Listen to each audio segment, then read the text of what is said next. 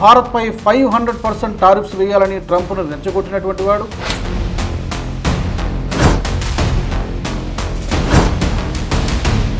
మరి ఉక్రెయిన్ పర్యటన ముగించుకున్న వెంటనే Russia and US were technically allies. ఇప్పుడు పాకిస్తాన్ మీద కూడా హేట్రెడ్ కాదు ఉండాల్సింది, మనకు ఉండాల్సింది ఏంటంటే ఫస్ట్ పాకిస్తాన్ జాలిపడాలి. నమస్తే, welcome to beyond headlines. America senior senator Donald ట్రంప్కి అత్యంత సన్నిహితుడు, ఒక విధంగా చెప్పాలంటే రైట్ హ్యాండ్ లాంటి వాడు లిండ్సే గ్రాహం ఉక్రెయిన్ పర్యటన తర్వాత అకస్మాత్తుగా గుండెపోటుతో చనిపోయాడు. అయితే ఈ మరణానికి సంబంధించి రకరకాల కాన్స్పిరసీ థియరీస్ మెయిన్ స్ట్రీమ్ మీడియాలో, సామాజిక మాధ్యమాల్లో చక్కర్లు కొడుతున్నాయి. నిజానికి ఇతడు రష్యాకి బద్ధ శత్రువు, ఇంకో విధంగా చెప్పాలంటే భారత్కి కూడా శత్రువే. భారత్పై 500% టారిఫ్స్ వేయాలని ట్రంప్ను రెచ్చగొట్టినటువంటి వాడు, సెకండరీ శాంక్షన్స్ పెట్టాలని చెప్పి ట్రంప్ని పురుగొల్పినటువంటి వాడు. ఏ విధంగా చూసుకున్నా కూడా లిండ్సే గ్రాహం భారత్కు వ్యతిరేకంగా చాలా సందర్భాల్లో కామెంట్స్ చేశాడు. మరి ఉక్రెయిన్ పర్యటన ముగించుకున్న వెంటనే అతను ఎందుకు చనిపోయాడు? ఇది సహజ మరణమా, లేకపోతే దీని వెనక ఏదైనా కుట్ర కోణం దాగి ఉందా? రష్యా ఇరాన్ హస్తం ఉందా? Let's talk. మాతో స్టూడియోలో ఉన్నారు మా రీసెర్చ్ జర్నలిస్ట్ ఆదిత్య కృష్ణ గారు. ఆదిత్య గారు నమస్తే. నమస్తే. చాలామంది లాల్ బహదూర్ శాస్త్రి గారి మరణంతో పోలుస్తున్నారు. అతను తాష్కెంట్ 1966 అనుకుంటాను, తాష్కెంట్ వెళ్ళినప్పుడు అక్కడ డిక్లరేషన్ మీద సైన్ చేసినప్పుడు అదే రోజు అర్ధరాత్రి అనుకుంటా ఆయన సడన్గా కార్డియాక్ అరెస్ట్తో చనిపోవడము. లాల్ బహదూర్ శాస్త్రి గారిని గుర్తుకు తెస్తున్నారు. సరే, ఇద్దరు ఎలాంటి వ్యక్తులు అది వేరే కథ. ముందుగా మీ ఇనీషియల్ రిమార్క్స్ ఏంటి? లిండ్సే గ్రాహం చనిపోవడాన్ని ఇది నేచురల్లా? సో లిండ్సే గ్రాహం మాకు తెలిసిందే, ఆయన యూఎస్లో ఒక చాలా సిగ్నిఫికెంట్ పొలిటికల్ పర్సనాలిటీ. ఆల్మోస్ట్ 23 సంవత్సరాల దాకా ఆయన ఒక సెనేటర్ లాగా ఉన్నారు. సో దాంట్లోనే అందరికి తెలిసింది ఏంటంటే ఈయన చాలా వెరీ స్ట్రాంగ్ వార్ సపోర్టర్ అతను.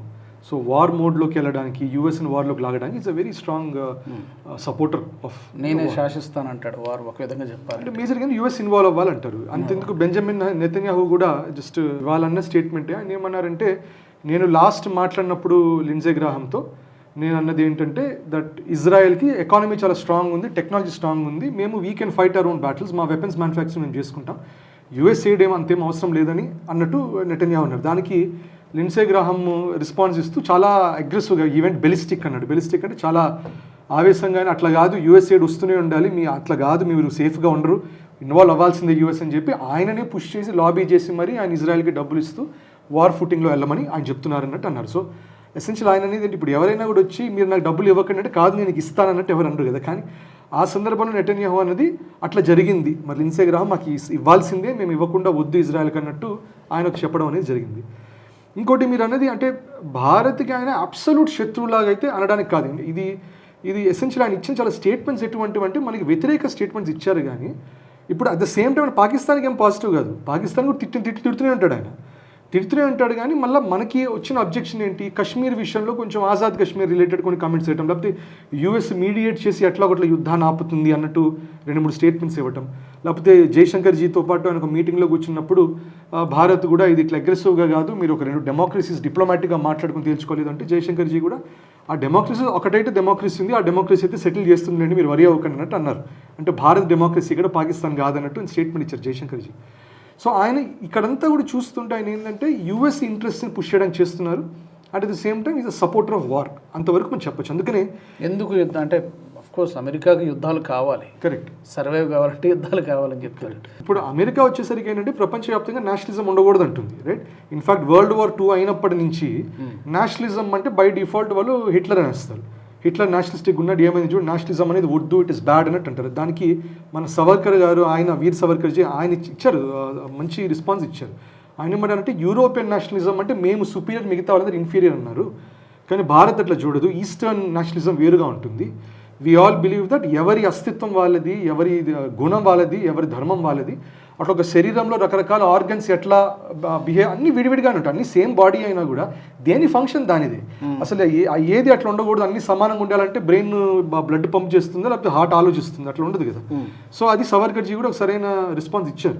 కానీ వెస్ట్లో ఏంటంటే నేషనలిజంకి చాలా అగెన్స్ట్గా మాట్లాడతారు. అట్ ద సేమ్ టైం యూఎస్కి వచ్చేసరికి US nationalism is okay. US ఆ నేషనలిజంని వాళ్ళు పేట్రియాటిజం అంటారు, వాళ్ళు నేషనలిజం అనరు. సో అందుకని ఇప్పుడు మీరు చూస్తే కూడా Lindsay Graham is one of the greatest US Patriots అంటున్నారు, నేషనలిస్ట్ అనరు వాళ్ళు. ట్రంప్ ఆల్రెడీ రెస్పాండ్ అయినట్టు. సో పేట్రియట్స్ అనే మాట తెప్ అంటారు వాళ్ళు.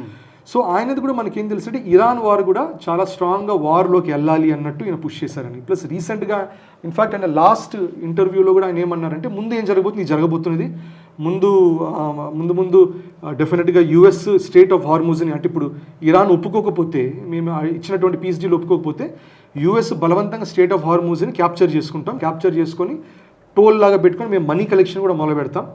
దానికి ఇరాన్ వచ్చి ఏమన్నా దాడులు చేస్తే మాత్రం ఇరాన్ మీద ఆల్ అవుట్ వార్ లాగా వెళ్ళి వీళ్ళు వైప్ దమ్ అవుట్. సో ఈ రెండు ఆయన చెప్పారు. అది ఇది అంటే ఒక విధంగా ప్రెడిక్షన్ లాగానో లేకపోతే వాళ్ళ స్ట్రాటజీ ఏంటి అనేది ఆయన ఓపెన్గా చెప్పారు అది. సో దానిపైన ఇంకోటి ఏమన్నారంటే నెక్స్ట్ స్టెప్ ఇజ్రాయెల్ బేసికల్గా గల్ఫ్ నేషన్స్ ఒక 10 సంవత్సరాల ముందర దాకా ఏంటంటే ఎవరు రికగ్నైజ్ చేయాలి, ఇజ్రాయెల్తో ఆ వీసాని రికగ్నైజ్ చేయరు, అక్కడ ఎవరైనా వస్తే వాళ్ళకి మళ్ళీ క్రాస్ చెక్ చేసేవాళ్ళు. సో అవన్నీ చాలా ఇష్యూస్ ఉండేవి. అబ్రహాం అకార్డ్స్ అని పెట్టారు. పాకిస్తాన్ అప్పుడు కూడా చేయలేనట్టుంది. కరెక్ట్. సో అబ్రహాం అకార్డ్స్ అనేది ఇజ్రాయెల్ వాళ్ళు అది ఇనిషియేట్ చేసి త్రూ యూఎస్ సపోర్ట్ ఇప్పుడు యూఏఈ వాళ్ళందరూ కూడా అబ్రహాం అకార్డ్స్ని సైన్ చేశారు. సో దానివల్ల ఇజ్రాయెల్కి డిప్లొమాటిక్ స్టేటస్ వాళ్ళు ఇవ్వడమే కాకుండా defence based partnerships, economic partnerships, state partnerships ఇవన్నీ యూఏఈకి ఇజ్రాయెల్కి ఇట్లా రకరకాల దేశాలు వస్తున్నాయి. సౌదీ ఇప్పటిదాకా ఇంకా అది యాక్సెప్ట్ చేయాలి. సో ఇప్పుడు అది కూడా లిండ్సే గ్రాహం ఏమన్నారంటే గోయింగ్ ఫార్వర్డ్ మనం సౌదీ కూడా అబ్రహాం అకార్డ్ సైన్ చేస్తుందన్న మాట కూడా అన్నారు ఆయన. సో ఇరాన్ కూడా మనం చూస్తే ఈ blame for the war, in fact వాళ్ళ అయతోల్లా ఖమేనీని చంపేసిన దానికి వాళ్ళు డొనాల్డ్ ట్రంప్తో పాటు లిండ్సే గ్రాహం కూడా అంతే వెయిటేజ్ ఇస్తుంటారు. ఆయన మీద కూడా రివెంజ్ వాళ్ళు ఓ చేస్తూ పెట్టారు, హిట్ లిస్ట్ లాగా పెట్టారు. ఇదొక ఆస్పెక్ట్ అయితే ఇరాన్కి ఇష్యూ ఉంది అనుకుంటే, రెండో విషయం వచ్చేసరికి ఆయన మీరు అన్నట్టు లాస్ట్ ఆయన చేసిన ఇంటర్నేషనల్ ట్రిప్, అది 10th visit to Ukraine.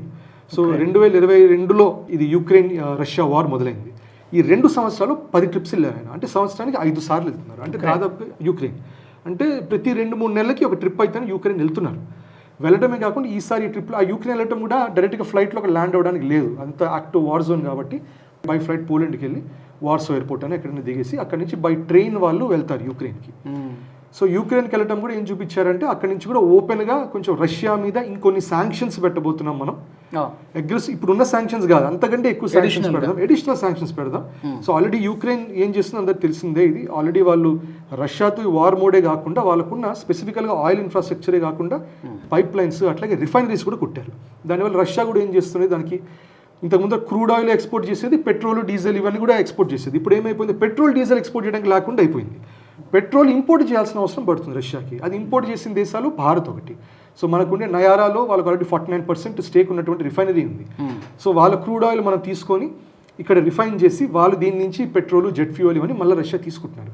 So ఇదంతా లిండ్సే గ్రాహం కూడా ఒక విధంగా ఇండికేట్ చేసినట్టు దట్ ఇండియా అండ్ చైనా ఈ 2 దేశాలు రష్యాకి సపోర్ట్ చేస్తున్నది. సో ఒకవైపు యూక్రెయిన్ వచ్చేసరికి వాళ్ళ ఇన్ఫ్రాస్ట్రక్చర్, రిఫైనరీస్, ఆయిల్ ప్లాంట్స్ ఇవన్నీ అటాక్ చేసి అక్కడ వీకెన్ చేయటము, అండ్ వాళ్ళ వెపన్స్ అన్ని చిన్నగా అదంతా ఆమ్యునిషన్ తగ్గించే ప్రయత్నం యూక్రెయిన్ చేస్తుంది. యూఎస్ వచ్చేసరికి ఇంకా శాంక్షన్స్ పెడతాము, ఇండియా, చైనా ఇట్లా సపోర్ట్ చేసే దేశాల మీద ఇంకా అగ్రెసివ్ శాంక్షన్స్, ఇంకా హెవీ శాంక్షన్స్ పెట్టి దానివల్ల ఇంకా తొక్కుదాము. దానివల్ల రష్యాకి వార్ వైజ్ ఇబ్బంది కలుగుతుంది, రెండోది డిప్లొమాటిక్గాను వాళ్ళకి బ్రీదింగ్ స్పేస్ ఉంటుంది, ఎకానమిక్గా కొలాప్స్ అయిపోతుంది రష్యా. సో ఈ బేసిస్ మీద వార్ ఎట్లాగొట్లా ఎండ్ అవ్వాలి అనే స్టేట్మెంట్ అనేది ఇచ్చారు ఆయన. ఇవ్వడమే కాకుండా యూక్రెయిన్లో ఉండే ఈ డ్రోన్స్ మ్యానుఫ్యాక్చర్ చేసే స్కైఫాల్ అనే ప్లాంట్ ఉంది. సో అక్కడ వాళ్ళు అన్మాన్డ్ ఏరియల్ వెహికల్స్ ఆ డ్రోన్స్ అని మ్యానుఫ్యాక్చర్ చేస్తారు. అక్కడ ఆయన ఇన్స్పెక్షన్ చేసి కూడా వచ్చారు. సో ఇన్ఫ్యాక్ట్ ఆయన అక్కడ వెళ్ళి ఆయన తిరిగి వచ్చి ఇక్కడ చనిపోయారన్నారు. అట్ ద సేమ్ టైమ్ ఆయన వాషింగ్టన్ డీసీలో వాళ్ళ ఇంట్లో చనిపోయారని మరి వాళ్ళ ఆఫీసును ప్రెసిడెంట్ ఆఫ్ యుఎస్ అది స్టేట్మెంట్ అంటున్నారు. అదే సేమ్ టైంలో యూక్రెయిన్లో కూడా మళ్ళా వరుసగా డ్రోన్ అటాక్స్ చేయడం, కొంతమంది అనడం ఆ డ్రోన్ బేస్డ్ ఫెసిలిటీస్ మీద అటాక్స్ జరిగాయి అన్నట్టు అంటున్నారు. సో ఇక్కడ మనం చూడాల్సింది 2-3 థియరీస్ వస్తున్నాయి. సో ఫస్ట్ థియరీ ఒకటి ఏమంటుందంటే ఆయన యాక్చువల్గా ఎటువంటి బై న్యాచురల్ కాజెస్లో ఆయన చనిపోలేదు. రష్యా ఇక్కడ అటాక్ చేసినప్పుడు ఒక డ్రోన్ ఫెసిలిటీ మీద అటాక్ చేసినప్పుడు దాని లోపల లిండ్సే గ్రాహం ఉన్నారు.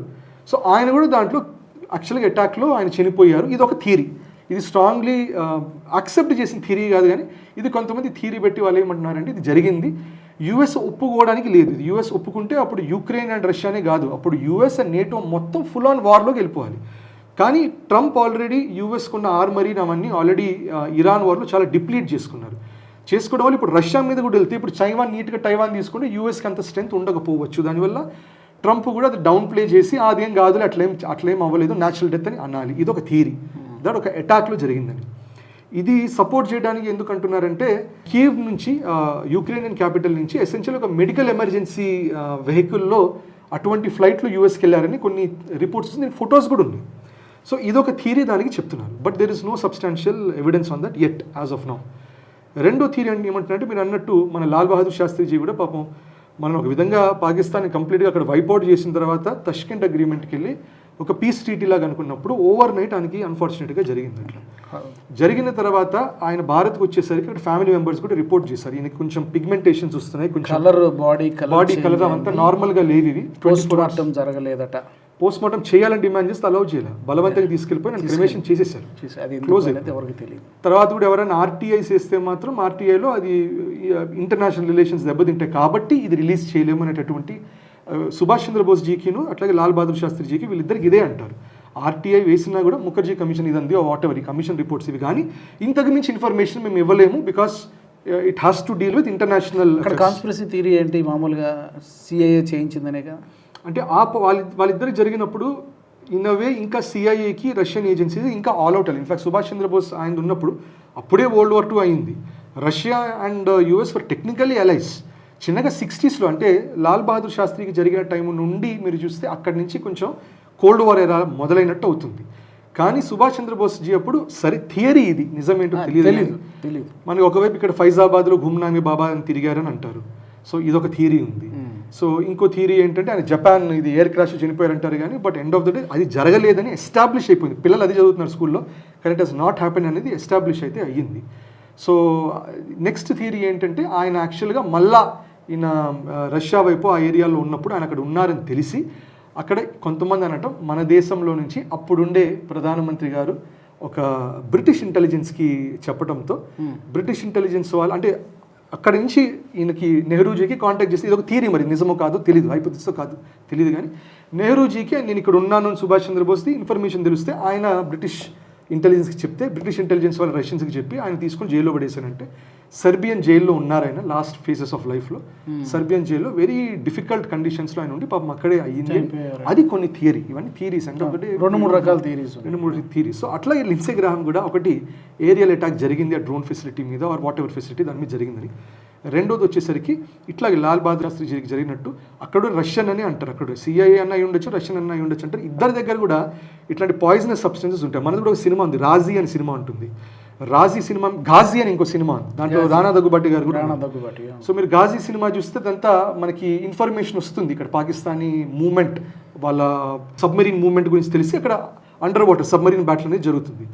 రాజీ సినిమా దానికి ప్రీక్వెల్ అనమాట. దాంట్లో ఏంటంటే అక్కడ కశ్మీర్లో ఉండే ఒక ముస్లిం అతను కానీ స్ట్రాంగ్ నేషనలిస్ట్ అయిన వాళ్ళ కూతురుని పాకిస్తాన్ ఒక ఆర్మీ ఫ్యామిలీలోకి మ్యారీ చేస్తారు.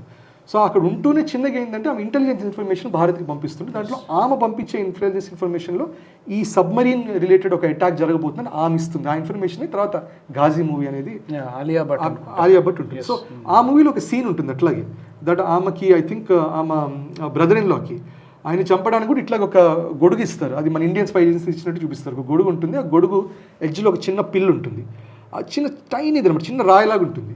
సో అది ఒకరికి ఏం చేస్తారంటే బుర్కా వేసుకొని అక్కడ ఆ మనిషి దగ్గర నడుచుకుంటూ వెళ్ళి ఒక మెట్ల దగ్గర నడుచుకుంటూ వెళ్ళి అయ్యో పడుతున్నట్టు ట్రిప్ అవుతారనమాట.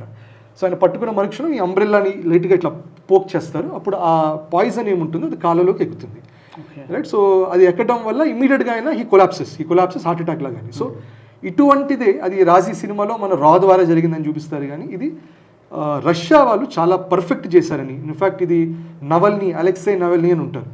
రష్యన్స్ ఏమంటారంటే ఆయన సిఐఏ బ్యాక్డ్ ఆయన పుటిన్కి అగేన్స్ట్గా నిలబడుతున్నారని. బట్ యూఎస్ వాళ్ళందరూ ఏమంటారు కాదు, ఎండ్ ఆఫ్ ద డే ఆయన ఫ్రీ స్పీచ్ అయింది, ఫ్రీ స్పీచ్లో is talking, he's vocal critic of Putin అన్నారు. ఆయన మీద ఆల్రెడీ ఒక పాయిజన్ అటాక్ జరిగింది, ఎట్లాగో తప్పించుకున్నాడు. మళ్ళీ రెండోసారి అటాక్ జరిగింది, ఇట్లాగే ఇమీడియట్గానే చనిపోయాడు ఆయన. అక్కడ ఇదే జరిగిందంటారు. ఇది 2024లో అనుకుంటా అలెక్సే నవల్నీ చనిపోయి. సో దాని ముందర కూడా 2018లో కూడా అట్లాగే ఒక ఫాదర్ అండ్ డాటర్ ఇద్దరు, అది కూడా ఒక యూకే వాళ్ళు ఏం చేశారంటే డబుల్ ఏజెంట్ ఉన్నారు. అంటే వీళ్ళు రష్యన్ స్పై అని రష్యన్స్ అనుకుంటే ఎండ్ ఆఫ్ ద డే వాడు UK spy. So UK information వీళ్ళకి ఇవ్వడం వల్ల మా వాడు అనుకున్నారు, కానీ యాక్చువల్గా వీళ్ళకి కొంచెం ఇన్ఫర్మేషన్ ఇచ్చి ఇంకో ఇన్ఫర్మేషన్ యూకేకి ఇచ్చేవాడు.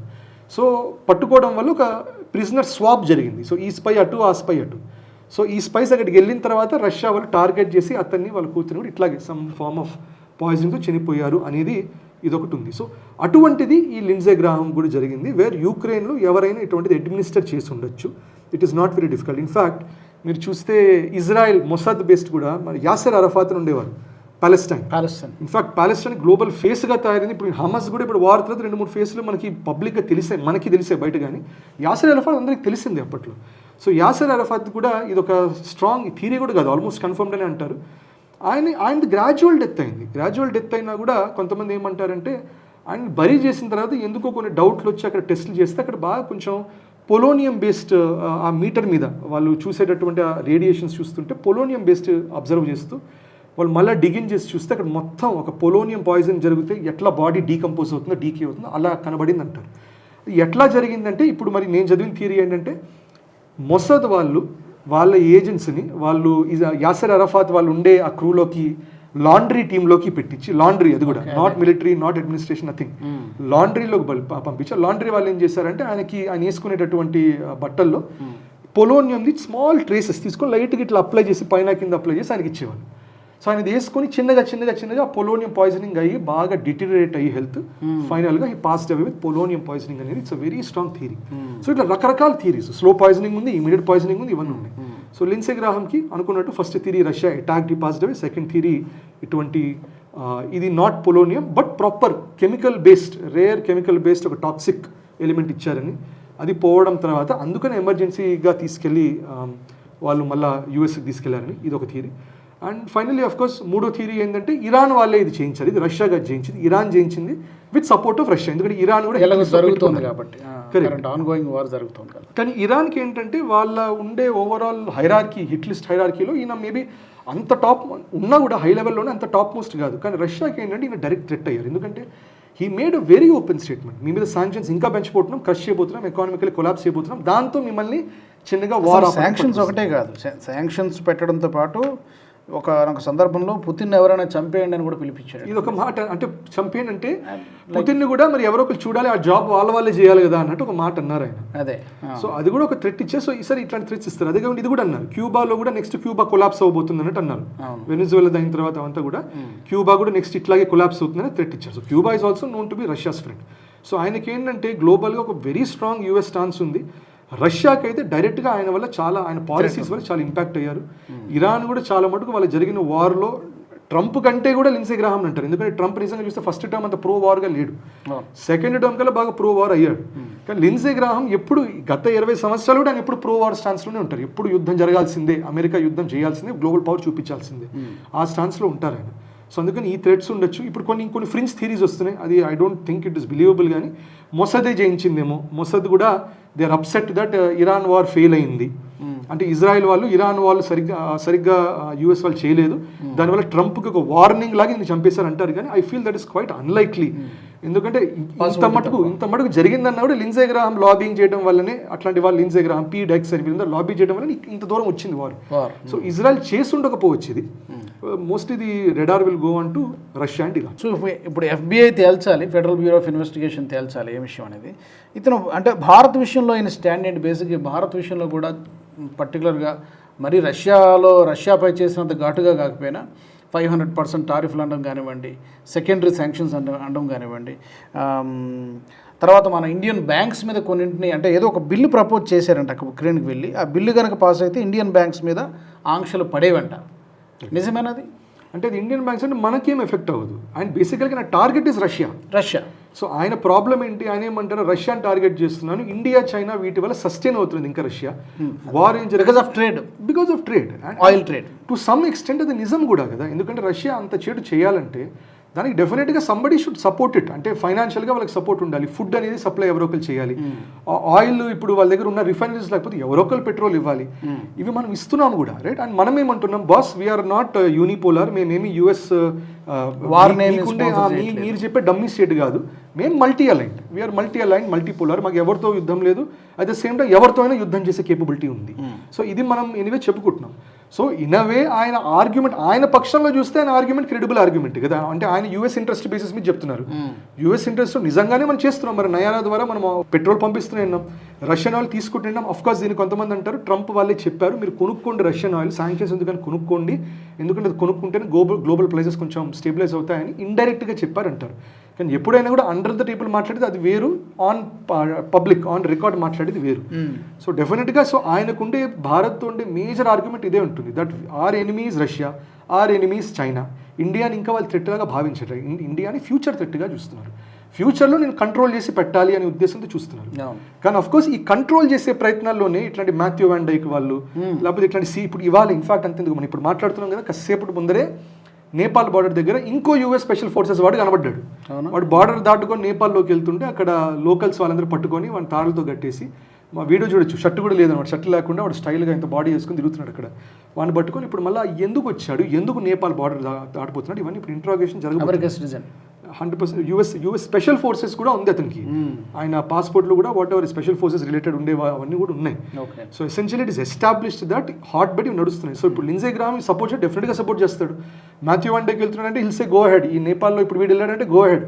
అప్పట్లో టెరెన్స్ లారెన్స్ అని అనుకున్నాం మనం, బంగ్లాదేశ్లో అతన్ని ఢాకాలో మోదీజీ ఎస్సీఓ సమ్మిట్ జరుగుతుంటే ఇతను సెయింట్ మార్టిన్స్ ఐలాండ్, మణిపూర్ ఇవన్నీ వెళ్ళి ఈ ఇన్సర్జెంట్ ప్రోన్ ఏరియాస్కి ఇవన్నీ వెళ్తున్నాడు, అతను చనిపోయాడు అక్కడ. ఇట్లాంటి వాళ్ళందరికి బ్యాకింగ్ కూడా 100% ఇస్తాడు. సో ఇవన్నీ భారత్ని ద్వేషించి కాదు, భారత్ని ఎట్లాగొట్లా వాడు చెక్స్ అండ్ బ్యాలెన్స్లో ఉంచాలి, యూఎస్ని టాప్లో ఉంచాలంటే ఇవన్నీ చేయాలి, ఇవన్నీ కూటనీతి అనేది చేయాలి. సో గ్లోబల్ జియో పొలిటిక్స్లో వచ్చేసరికి హేట్రెడ్ లాగా ఏమి ఉండదు, హేట్రెడ్ లాగా ఉండదు, కానీ మేము నెగ్గాలి, కరెక్ట్. సో అందుకని ఇప్పుడు మనం చర్చించే దాంట్లో కూడా మనకు కూడా యూఎస్ మీద నిజం చెప్పండి పాకిస్తాన్ మీద కూడా హేట్రెడ్ కాదు ఉండాల్సింది. మనకు ఉండాల్సింది ఏంటంటే ఫస్ట్ పాకిస్తాన్ మీద జాలి పడాలి, బుర్ర లేకుండా వాళ్ళు చేసుకునే దానికి వాళ్ళ మీద జాలి పడాలి, అట్ ద సేమ్ టైం తిక్క కుదిరింది అన్నట్టు ఉండాలి వాళ్ళతో. కానీ యూఎస్ అయినా చైనా అయినా పాకిస్తాన్ అయినా ప్రజల్లో కోపం ఉంటుంది. లడాక్ మీద చైనా చేసే అగ్రెషన్, సింధూర్ పెహల్గామ్ దగ్గర పాకిస్తాన్ చేసే దానివల్ల ఎమోషనల్గా ఉంటుంది. కానీ అట్ డిప్లొమాటిక్ లెవెల్ మనకేం తెలుసు అంటే we have to put them all under control, checks and balances ద్వారా. ఇట్లా యూఎస్ చేస్తున్నట్టే ఒకవైపు వార్ అవసరం ఉంటే వారు చేయాలి, అట్ ద సేమ్ అది క్షాత్రగుణం ఉండాలి. మన గిరిధర మామిడి గారు అంటుంటారు, మనం క్షాత్రగుణం వదిలేసుకునేట్లా క్షాత్రం చూపియాలి అంటారు ఆయన. అందుకనే మన ప్రతి ఎటువంటి దేవుడు ఉన్నా, ఎటువంటి ఈశ్వరుడు ఏ రూపం చూసినాడు అస్త్రాలు పట్టుకునే ఉంటారు వాళ్ళు. So end of the day అది జరగాలి, డిప్లొమాటిక్గాను చేయాలి, ఎకానమిక్ బ్యాటిల్ చేయాలి. అది యూఎస్ క్లాసిక్ టెక్స్ట్ బుక్ చేస్తున్నది. చైనా నిజం చెప్పాలంటే ఎక్కువ శాతం మిలిటరీగానే వెళ్తుంది, military and economic and debt traps మీద వెళ్తుంది. డిప్లొమాటిక్లో it's not doing that great. Bharat is doing great in diplomacy. మనం ఇంకా డెట్ ట్రాప్స్, ఎకానమిక్ వార్ఫేర్ మనం ఎక్కువ ఎవరిని చేయము, మన నేచర్ కాదేమో అది, మనం కాదు. ఇప్పుడే పాకిస్తాన్ మీద మనం ఏం చేస్తున్నామంటే కొంచెం ఇండస్ వాటర్ ట్రీటీ అబేయన్స్ దీనివల్ల ఇట్లా వాళ్ళకి కొంచెం ఎకానమిక్ ఇంపాక్ట్ అనేది ఇప్పుడే మనం దాంట్లోకి మొదలుపెట్టాం. So Lindsey Graham 500% tariff on Bharat ఎందుకు అంటే దట్ ఈస్ ఆల్సో దట్ రష్యాని సపోర్ట్ చేస్తున్నారు కాబట్టి మీ మీద టారిఫ్ అనేది అన్నారు. సో వాళ్ళ ఆర్గ్యుమెంట్ ఇదే, మీరు అది సపోర్ట్ చేయడం మానేసి మేము టారిఫ్ తీసేస్తామంటారు. సో మనది కూడా ఇట్స్ రైట్ స్టాన్స్, మేము సపోర్ట్ చేయడం మానేము, మీరు చేసేది మీరు చేసుకోండి, మేము చేసేది చేయాలి. ఎందుకంటే మీ రెడార్ కింద పడిపోతే, మీ అంబ్రెల్లా కింద పడిపోతే మాత్రం మీరు ఏమేమి చేస్తారు దేశాలకి, యూఎస్ అయినా చైనా అయినా వాళ్ళని నమ్ముకున్న వాళ్ళని ఏమేమి చేస్తారో అందరికి తెలిసిందే. అందుకని Bharat is also playing smart, US is playing smart. Anyway ఈయన లిండ్సే గ్రాహం గారు చనిపోయారు. మనకు కూడా రామాయణంలో కూడా అంటారు, శ్రీరామచంద్రుడే అంటారు అక్కడ, దట్ ఎవరైనా శత్రువు అని ఒకరిని భావించినా కూడా శత్రువుకి ఏమన్నా అయిన తర్వాత ఆయనకి ఇవ్వాల్సిన డ్యూ రెస్పెక్ట్ అనేది మనం ఇవ్వాలి. దాన్ని మనం ఎప్పుడు కూడా we should not speak against it. అందుకని వాళ్ళు నమ్ముకునేది రెస్ట్ ఇన్ పీస్ కాబట్టి let us hope he rest in peace. But end of the day Russia Ukraine war కూడా చిన్నగా ఇవన్నీ తగ్గిపోయి శాంతి అనేది త్వరగా రావాలని మనం కోరుకోవాలి. ఓకే, ఫైనల్లీ ఇప్పుడు ఈ ఎఫ్బిఐలో విచారణలో ఏం తెలిసినా కూడా ఇప్పటికే వాళ్ళకి తెలిసి ఉంటుందేమో మనకు తెలియదు. అసలైనటువంటి రీజన్ ఏంటనేది ఎక్స్పోజ్ చేస్తుందా ఇది జరిగిందని చెప్పి, లేకపోతే మన పరువే పోతుంది కదా, ఎందుకు మన పడింది? ఎందుకంటే మొసాద్ వాళ్ళ సపోర్ట్లో ఉంది, సిఐఏ ఉంది, 2 పవర్ఫుల్ ఇంటెలిజెన్స్ సంస్థలు వాళ్ళ దగ్గర ఉన్నాయి. ఉన్నా కూడా కాపాడుకోలేకపోయామంటే అమెరికా యొక్క బలహీనత ప్రపంచానికి తెలుస్తుంది కాబట్టి అది చెప్తుందా, లేకపోతే లెట్స్ ఇప్పుడు ఆల్రెడీ వాళ్ళు ఓపెన్గా వాళ్ళు క్లోజ్ చేసేసినట్టే కదా, ఇట్స్ న్యాచురల్ డెత్, ఆయన ఇంట్లో జరిగింది, రాత్రి జరిగింది, హాస్పిటల్ తీసుకెళ్లారు. బట్ విచారణ చేస్తుంది కదా. కానీ దీనికి కూడా జనాలు అన్నారు, ఆయన ఇంట్లో ఆయనకు పిల్లవలేదు, పిల్లలు లేరు, ఇంట్లో ఒక్కడు పడుకుంటూ చనిపోతే ఎవరు ఫోన్ చేసి హాస్పిటల్కి చెప్పారు అనేది కూడా కొన్ని క్వశ్చన్స్ వస్తున్నాయి. రైట్. సో ఎసెన్షియల్లీ కానీ వాళ్ళు ఏంటి, మీరు అన్నట్టు it is a failure of their intelligence అనేది ఎస్టాబ్లిష్ అవుతుంది. ఇంటెలిజెన్స్ కూడా 1-2 కాదు, ఎఫ్బిఐ ఇంటర్నల్గా చూసుకుంటుంది, సిఐఏ గ్లోబల్గా చేస్తూనే ఉంది. దానిపైన వాళ్ళకి 5 eyes ద్వారా వాళ్ళకి మిలిటరీ ఇంటెలిజెన్స్ యూకే సపోర్ట్ చేస్తుంది, ఆస్ట్రేలియా సపోర్ట్ చేస్తుంది. ఇంతమంది ఉంటుండే ఎట్లా ఎలా యూక్రెయిన్లో వాళ్ళ ఇంటెలిజెన్స్ అసెట్స్ మొత్తం నడుస్తున్నారు అక్కడ, మొత్తం నేటో మొత్తం వాళ్ళ ఇంటెలిజెన్స్ ఉంది, గల్ఫ్ మొత్తం ఇంటెలిజెన్స్ ఉంది. ఇంత ఉండి కూడా then on what basis that they can say that. Right. So of course ఇది కూడా ఒక బై ద వే ఒక స్టేట్మెంట్ ఆయన చెప్పింది, మనం మాట్లాడుకోలేదు. కానీ ఇన్ఫ్యాక్ట్ ఆయన F-35s కూడా టర్కీకి అమ్మే ఉద్దేశం ఉంది అన్నట్టు అన్నారు ఆయన. F-35s కూడా టర్కీస్ ఇవ్వచ్చు, అండ్ నేటోలో ఉన్న ఏకైక ఇస్లామిక్ నేషన్ టర్కీకి F-35s. సో కొంతమంది అంటే ఇప్పుడు ఇజ్రాయెల్ అనుకున్నాం కదా, ఇజ్రాయెల్ మీద కూడా కొంతమంది అంటున్నారు, విమర్శిస్తున్నారని. సో ఇజ్రాయెల్ ఆ థియరీలో కూడా ఇది యాడ్ అవుతుంది, టర్కీకి F-35 అమ్ముతానన్న మాట కూడా వాళ్ళకి నచ్చలేదు అంటున్నారు. But of course it is not Israel. But essentially what I'm trying to say this, ఆ ఏరియా మొత్తంలో వాళ్ళ ఇంటెలిజెన్స్ నడుస్తున్నది, వాళ్ళ సే నడుస్తున్నది. అయినా కూడా ఇది జరిగిందంటే మాత్రం అది చాలా పెద్ద విఫలంగానే భావించాలి. అని యూఎస్ ఎప్పుడు కూడా ఒప్పుకోదు. సో యూఎస్ చేస్తుంది ఏంటంటే వాళ్ళ ఇంటెలిజెన్స్ అసెస్మెంట్ చేస్తారు, వాళ్ళకి సమ్మరీ వస్తుంది. అది ఇవాళ కాదు, కాన్ఫిడెన్షియల్ డాక్యుమెంట్ అయిపోతుంది, 30-40 సంవత్సరాల తర్వాత బయట వస్తుంది. కాన్ఫిడెన్షియల్ డాక్యుమెంట్స్ అంతే కదా, 30-40 years ఉంటుంది. రియాక్షన్ ఎప్పుడు ఉంటుంది, అదేలాగా వాళ్ళకు నచ్చిన రియాక్షన్ మాత్రం చేస్తారు, ఇమీడియట్ రియాక్షన్. దీనికి ఎవరు కారకులు ఎవరు, దానికి ఎట్లా కొట్టాలి, ఎందుకంటే కొట్టకపోతే ఆ పబ్లిక్గా కూడా అంటే అట్ మిలిటరీ లెవెల్ బలహీనగా ఉన్నారు, కొట్టాము అని చెప్పి ఒక సాటిస్ఫాక్షన్ వస్తుంది, దానికోసమని వాళ్ళు కొట్టాల్సింది. సో దాన్ని కొడతారు కూడా. చూద్దాం మరి రాబోయే రోజుల్లో ఏం జరుగుతుంది, ఎలాంటి విషయాలు బయటపడతాయని. థ్యాంక్ యూ ఆదిత్య గారు. మరి ఈ ఎపిసోడ్కి సంబంధించి లిండ్సే గ్రాహం మృతిపైన ఏం జరిగి ఉంటుందని మీరు అనుకుంటున్నారు, మీ ఒపీనియన్స్ని కామెంట్ సెక్షన్లో పెట్టండి. వచ్చే ఎపిసోడ్లో మరొక బియాండ్ హెడ్లైన్స్ టాపిక్తో మళ్ళీ కలుద్దాం. జై హింద్. ఈ వీడియో మీకు నచ్చినట్టయితే లైక్ చేయండి, 10 మందికి షేర్ చేయండి. అలాగే కామెంట్ల రూపంలో మీ అభిప్రాయాలను మాతో పంచుకోండి. Nationalist hub group of channels ను సబ్స్క్రైబ్ చేసుకుని తెలుగునాట జాతీయవాద జర్నలిజాన్ని ప్రోత్సహించండి. ఈ వీడియో కింద ఉన్న బెల్ ఐకాన్ పై క్లిక్ చేయడం మర్చిపోవద్దు.